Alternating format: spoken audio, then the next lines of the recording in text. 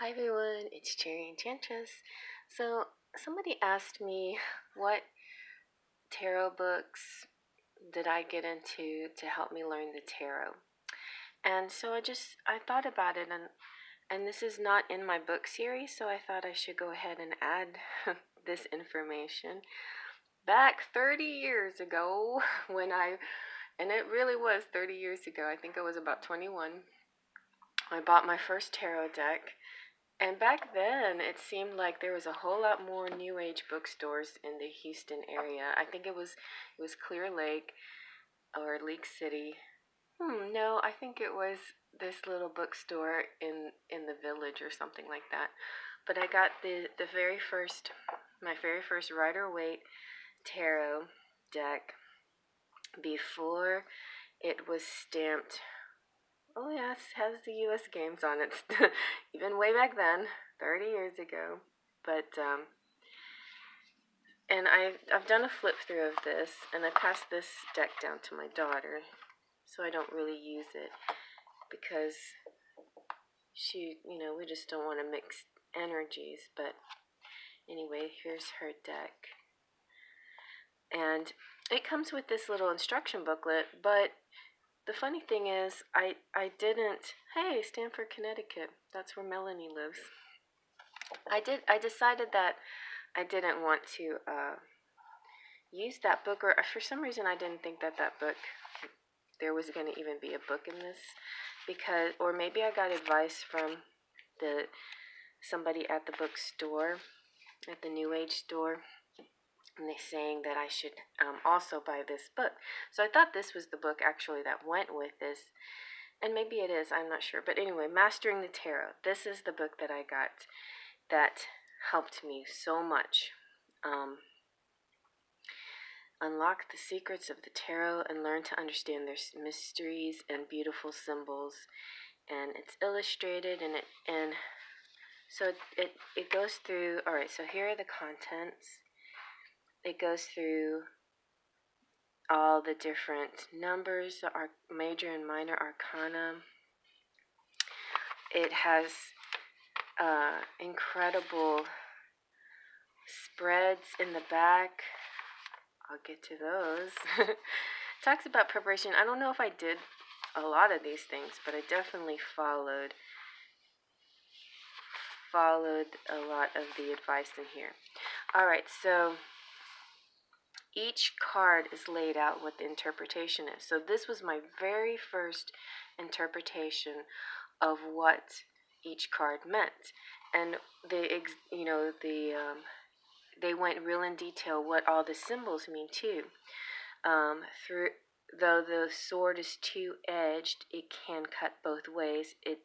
Its point is encircled by a crown from which hangs the olive branch of peace and the palm of victory. 6 yods hover over above the handle, the number 6 meaning harmony and knowledge. So it gets real detailed about all the symbols that are in every single drawing for every single card. And I think this is the greatest way to start. Start with this deck, the Rider-Waite or Smith-Waite deck. And a book like this, this book, if you can still find it, I don't know. But it'll tell you the interpretation and the reversed for every single card.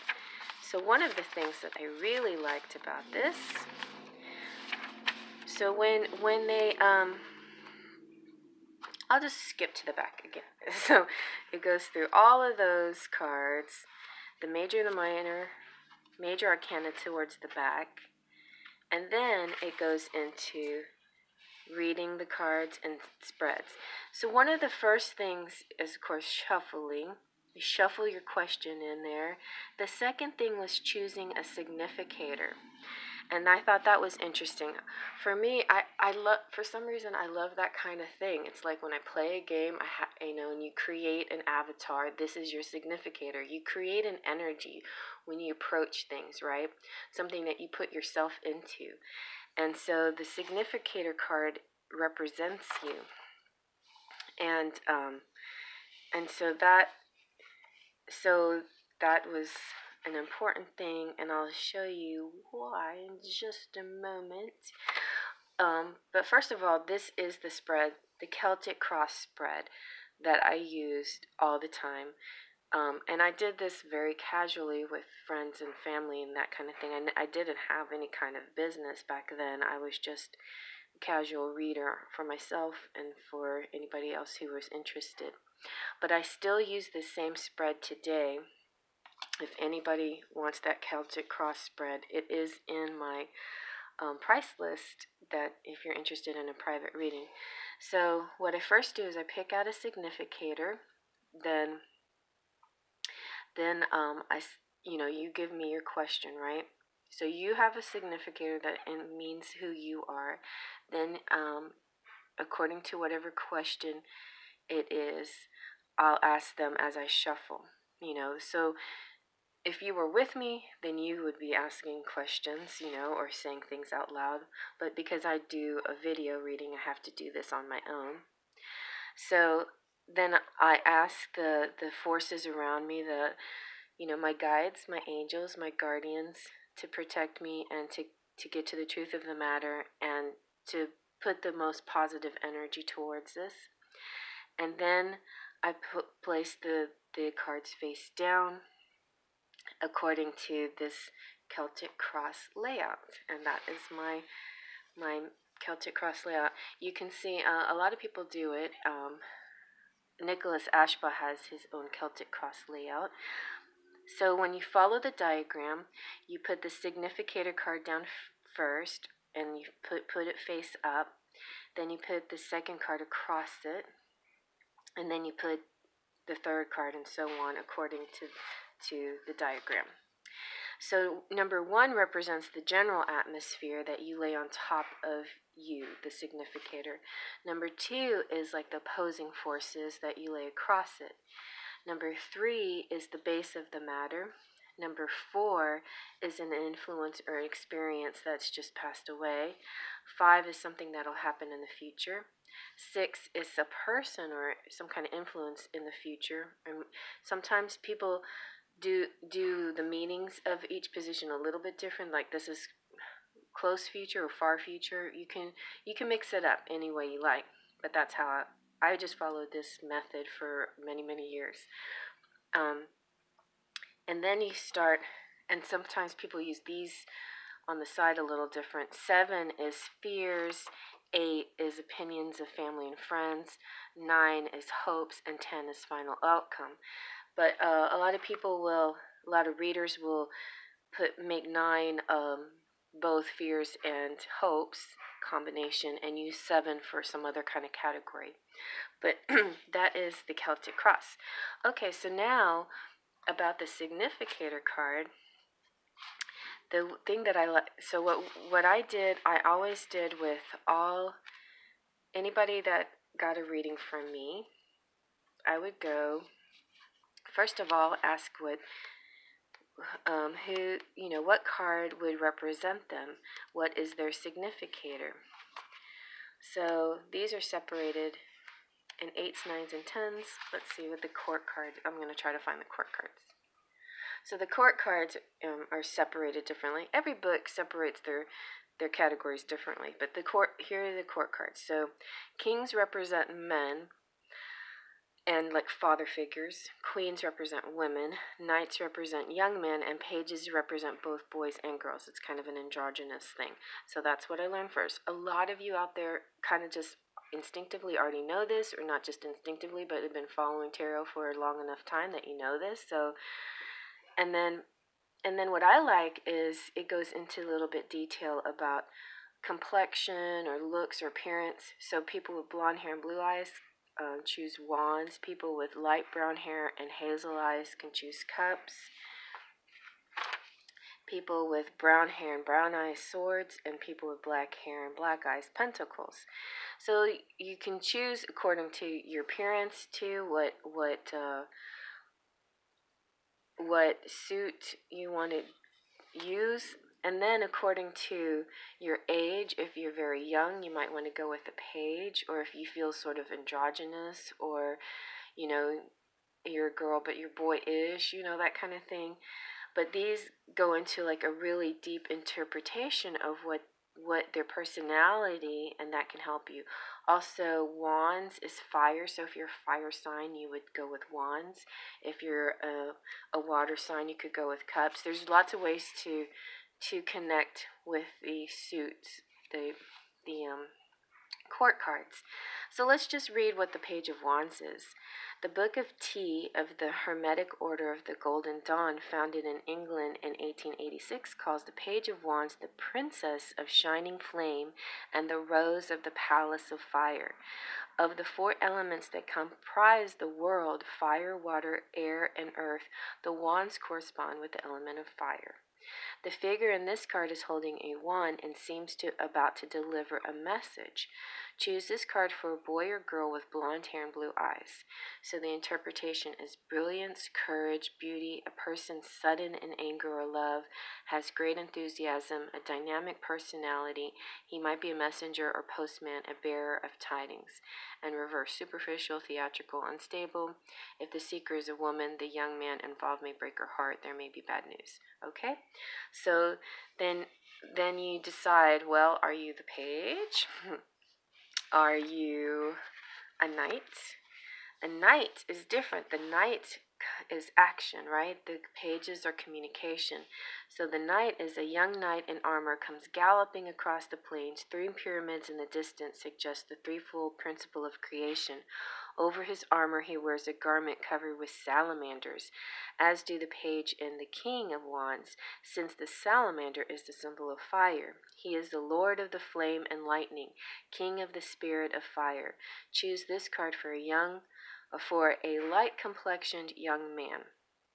So the interpretation is a sudden and impetuous nature. The seeker can be a generous friend or lover, but he has the capacity to create conflict and rivalry.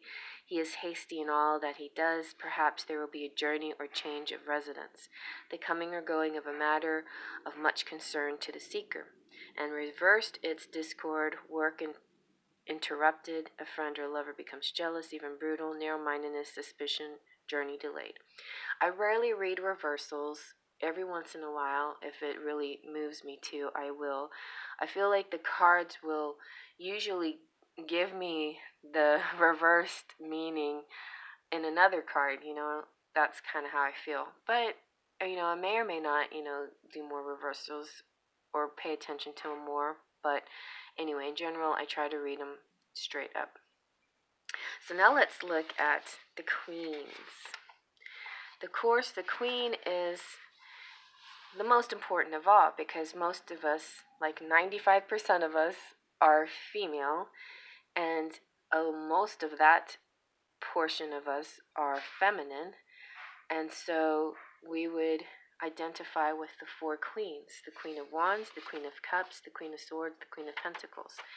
So the Queen of Wands is generally a fire sign, somebody who has blonde hair, blue eyes.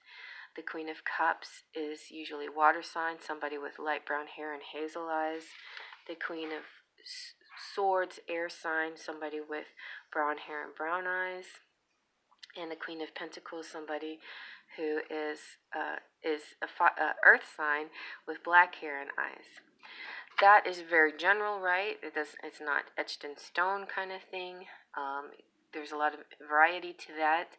But so when you choose your queen that represents you, you kind of have to sometimes go into the symbols that you see, the interpretation of the personality, and that kind of thing. So as far as the Wands Queen is, this is saying a stately queen sits on her throne surrounded by symbols of growth and energy of the wands. In her left hand is a sunflower, showing she has control over nature. Lions, a symbol of fire, form the arms of her throne. Behind her is a panel of lions and sunflowers. The three pyramids of nature rise in the background. Before her sits a black cat, a sinister aspect of Venus. She is queen of the thrones of flame. And this is a woman who usually lives in the country and is fond of nature and home. She has the power of attraction and command, but is well liked and honorable, sound in her judgments. If it's not the woman, then it's also the qualities, okay? And reversed, it could be She still may be virtuous, but is strict to fault and domineering, a jealous and revengeful nature that can turn against others quickly. Deceit and infidelity are suggested.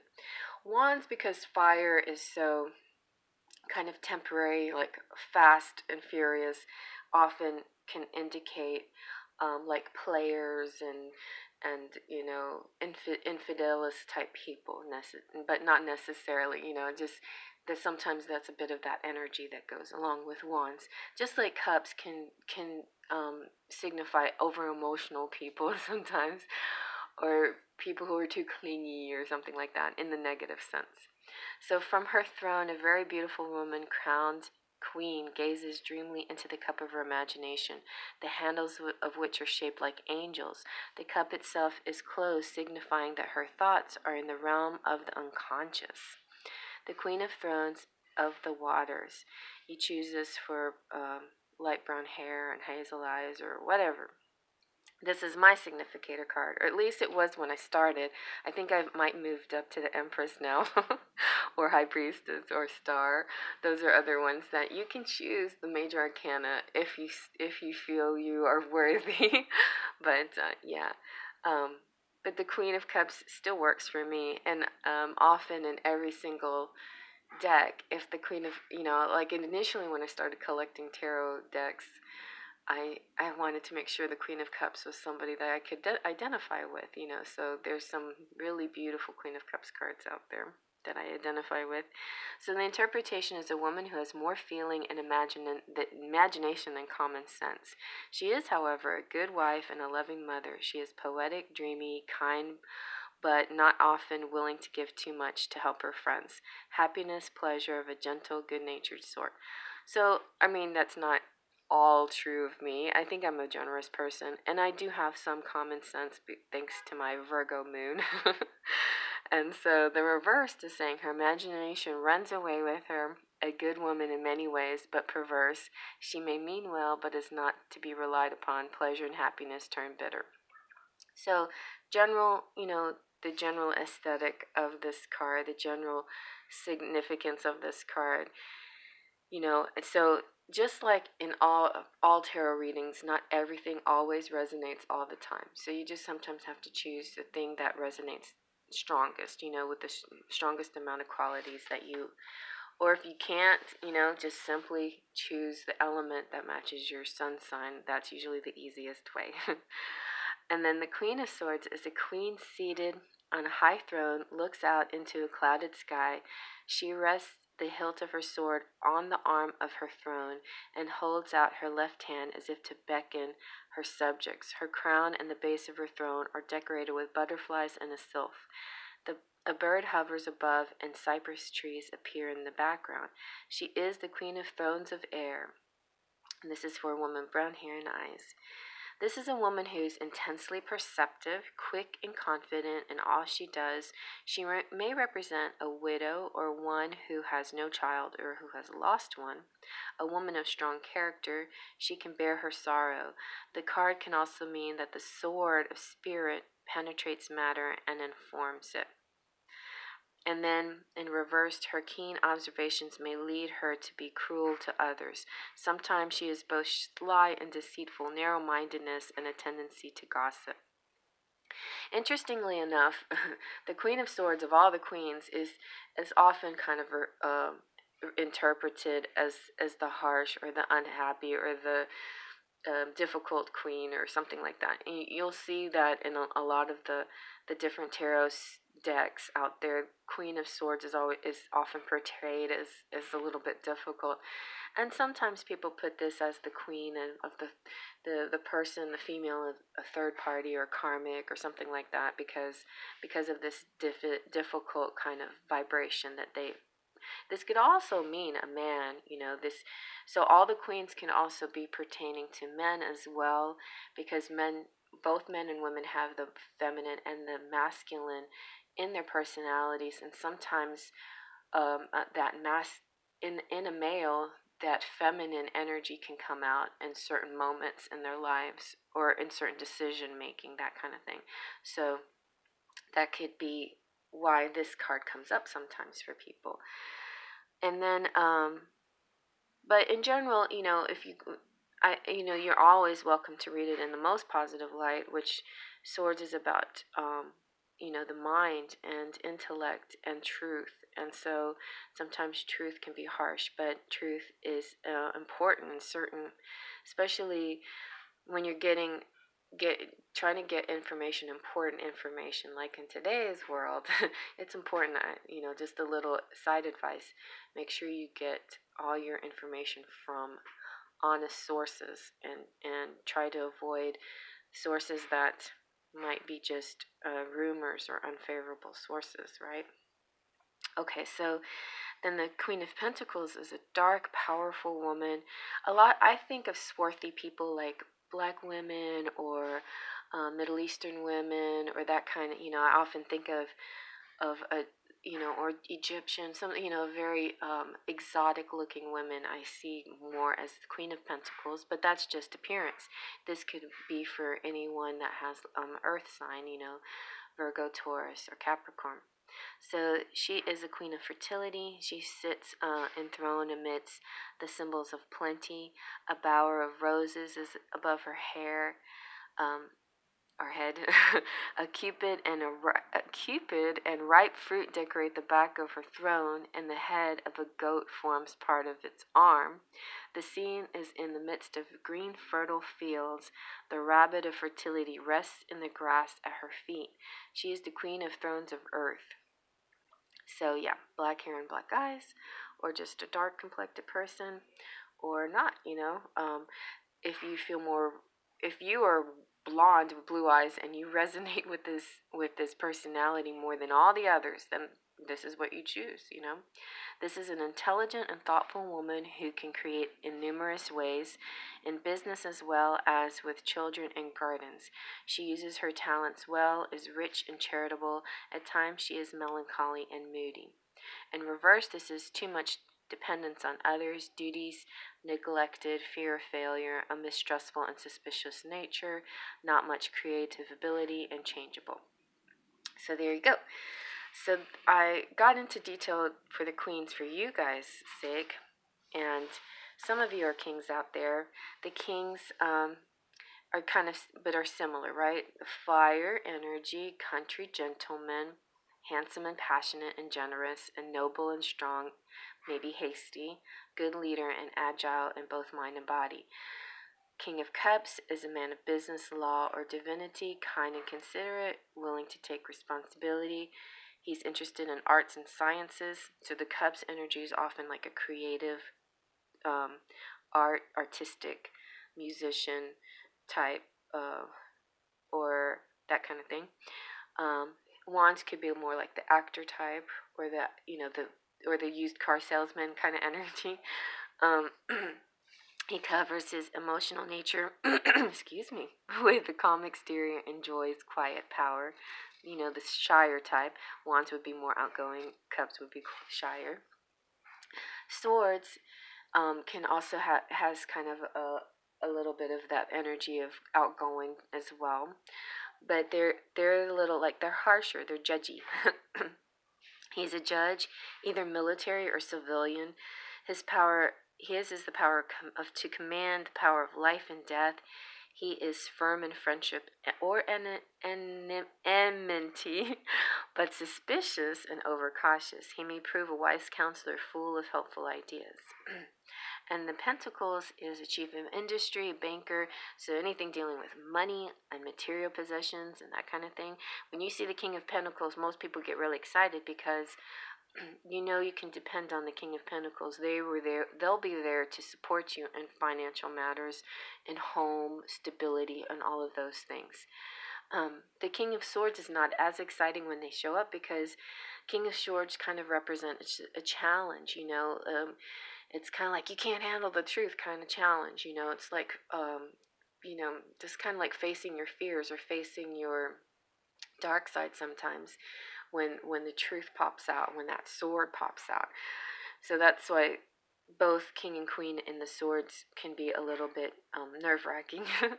But it's up to you what you want. See, if you need this kind of structure, then maybe that's good for you, you know, commanding and counseling. So this guy is the banker, the owner of large estates. He's a reliable married man and probably has quite a few children. He has financial gifts and is an accomplished mathematician, solid and steady. He can help be of help to the seeker, you know, which is you. Okay, so that being said, you guys, I am probably going to do some upcoming readings on what does your person look like. You know, what is your future love, lover, soulmate, twin flame, whatever you want to call it. What are they going to look like?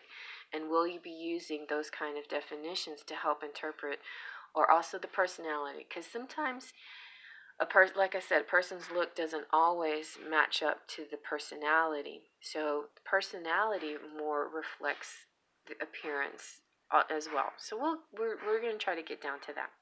Another book that I really like that I got a few years later after I got this one is The Love Guide to Love and Relationships. And it's a neat interpretation of every single card, but taken from a love point of view. So this is really, really, really cool. All right. Let me see if I can find a good one. Let's see. We'll go with Two of Cups, okay? So first, there's several different, every meaning or idea is separated by a semicolon. So these are like multiple interpretations, and you can choose whatever works for you. First one is following your heart and going wherever love is. True love, an equal exchange of pure emotion between two people, a simple union that is devoid of complications and is therefore lucky for the happy couple. Even if you and your partner do not stay together, you will always be in love with each other. He requires sympathy from you and vice versa. Intimacy that focuses on mutual ecstasy, joy, and satisfaction. Being loved by a man as you have never been loved before. I'd like to pick that one out. You know, knowing that he is attracted to you as you are to him. Two people, seeing all of these interpretations can really, really help you, right?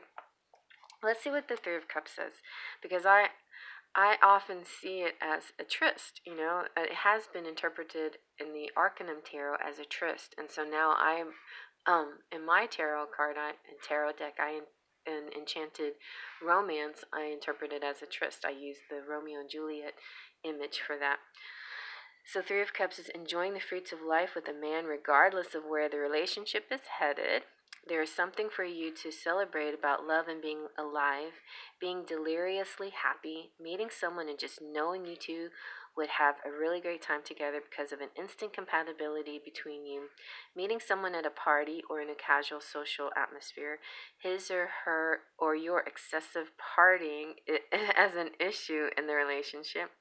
Keep going out and meeting people and saying yes to dates, being thrilled because you are about to see a man whom you are deeply attracted, being ready for a sensual and playful affair with a man. See, so that is one of the choices, the tryst kind of thing. So I like this book for those reasons, and for the amazing, I think there's a lot of, oh, there's me, look. When I was a little bit younger. All right, so these have some really great, I love the spreads, okay? So you've got, these are different ways that you can get yes or no questions. You get a past, present, and future reading. These layouts taught me so much, you know, and I've gone through all of the layouts. Like I've done problem, solution, and lesson. Anytime you guys want me to do any of these layouts on you, I would be so happy. Maybe I'll make a series of these layouts, like a Sunday series, like I did for the Tarot God. But as above, so below, behind you, and before. I don't know if I ever did this one.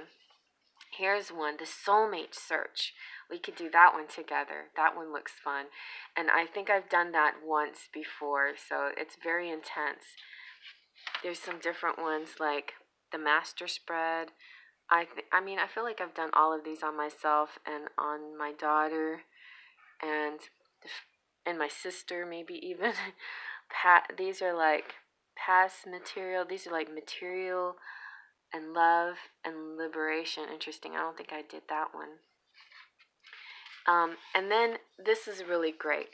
So it sometimes you don't know what kind of reading you're going to do, like what the subject matter is going to be. So here's a way to figure out what your subject matter will be. You lay the top 4 cards from left to right, and then whatever card. Wait a minute. Oh yeah, and then they have the Grand Cross here, and the different meanings. They have like a little bit. See, like how 10 is both hope and fear, and 7 is the or 8 is the outer or future environment. So the interpretations are slightly different in their Grand Cross, and it's a Grand Cross, not the Celtic cross. So there you go. But back to this. Okay, so what you do is you lay out cards, like you shuffle cards, then you make 4 stacks, everything turned upside down, and you split it in 4 groups, and then you flip over each card until you get to the first reverse, I think is what it happens.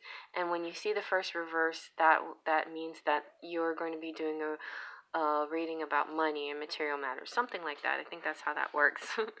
Let me see if I can figure that out. I found it. Establishing the subject of the reading. That's what I was talking about. So after you've identified the significator card, then the reading begins. If you're reading for yourself, take the deck in your hands, concentrate on the matter you want information about as you ask the cards for clarity and guidance. Shuffle the deck 3 times.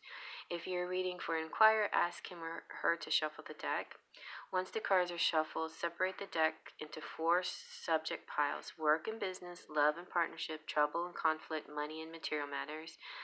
Then lay the decks face down and cut twice from the right. So you cut it like this. You have 2 decks, and you cut it that way and you cut it that way. And that gives you 4 piles, okay? Once you've divided the deck into 4 piles, pick up each pile, turn it over, and sort through it until you find the significator. Okay, gotcha. That's how. So you mix your significator in there. That's how it is. And whichever pile your significator card, like your Queen of Cups, if you're Queen of Cups, whatever pile Queen of Cups shows in, then that is the subject that you'll be working on. All right?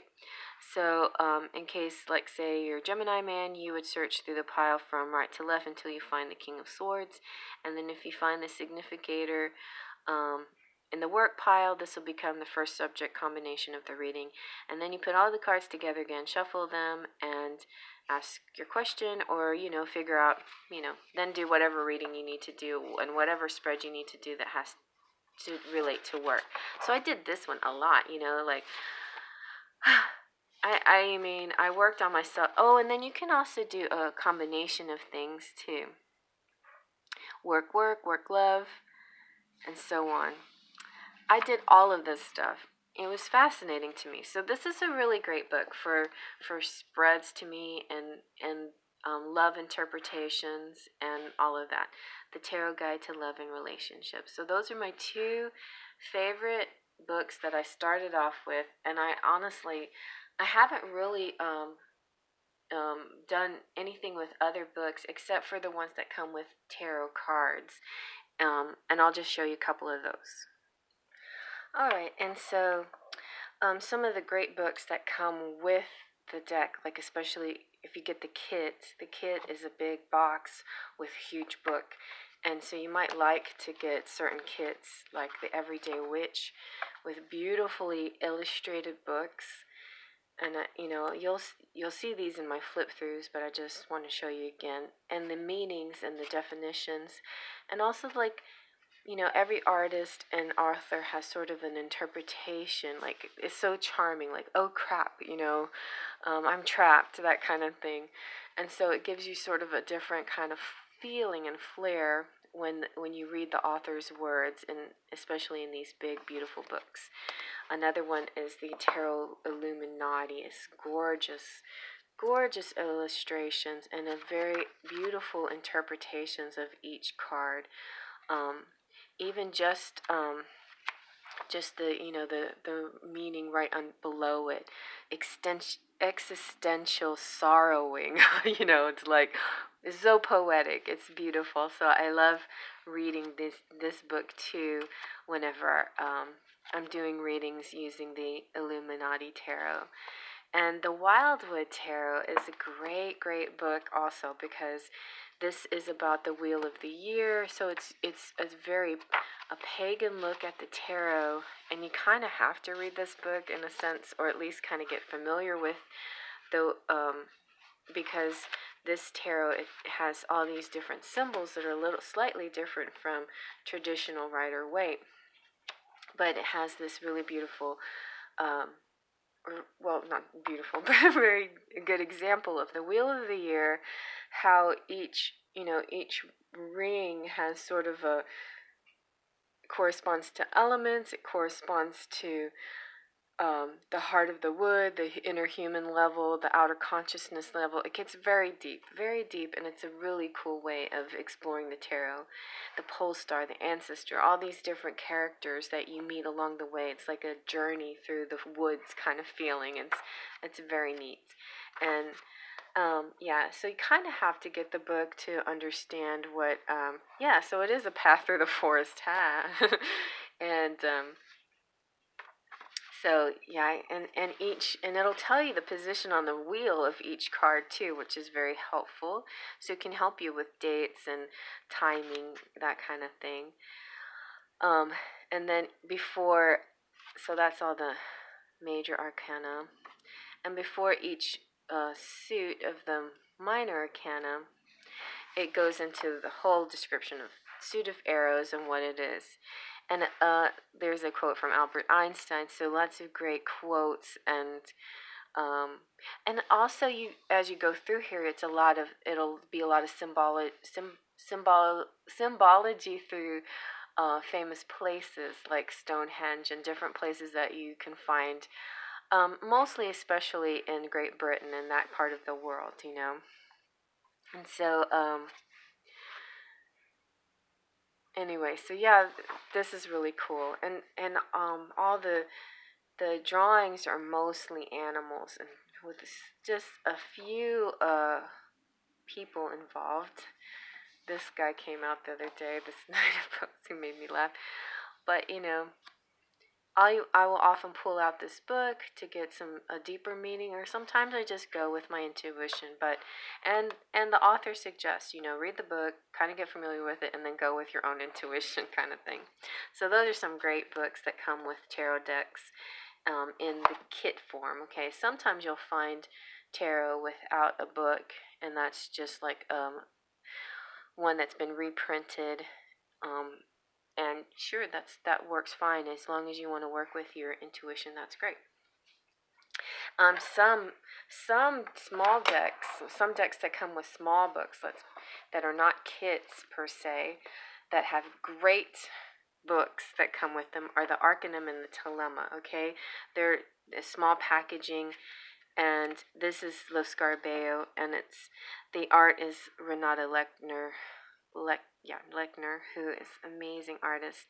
These I love. So my tarot that I made, the Enchanted Embrace, I based a lot of the definitions on these definitions too, and it's real cute. They have these little. It's like these characters that are talking to you. So like little sayings and things that they might say. I won, didn't I? Who cares how fair this battle was? I'm still victorious no matter the cost.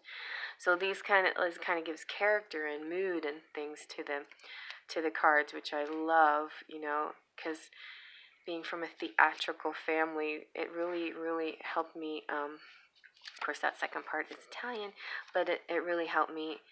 The only thing that I didn't like about the books is trying to find each suit, so I had to, flip down to get to the suits better. And then this one, I made little tabs, so I could get to the suits better. But both Arcanum and Telema have some really fun definitions. I think one of the best as far as definitions of the cards go that come with and also one of my favorite decks, which is beautiful and inspired me to make my own deck, is the Tarot of Inspiration. It's from Russia, and so it was kind of a challenge to finally get it, but I'm glad I got it. I love this deck, and I love this little booklet that comes with it. The meanings, simple, straightforward, and it has, you know, different subject matter. So there's a keyword. There's how this would be interpreted as a person. This would be how it's interpreted in relationships, shadow meanings, and reverse position. So I like that it has several different categories you can use to describe it, and it's, to me, it's not like really negative. I feel like, I think most of the interpretations are positive interpretations, or something that I can work with, right? So I just don't like this like really downtrodden kind of woe is me for every kind of interpretation. I like a variety. I like to see the good side and the bad side to everything. So that's my Libra rising in me. So there you go. Those are my favorite tarot books that I use on a daily basis. This was where I started 30 years ago with this deck and these two books, and that's how I kind of taught myself, and you can teach yourself at home too. And using all of this, now you guys have the internet to help you out. I didn't have any of that stuff, and we just had bookstores and friends. That's it. So anyway, I hope you like that, and let me know, let me know what kind of readings you like, and comment down below, give it a thumbs up. Let's get busy with some fun readings about what they look like. And faith, trust, and pixie dust. I think I'm going to let it run to 42.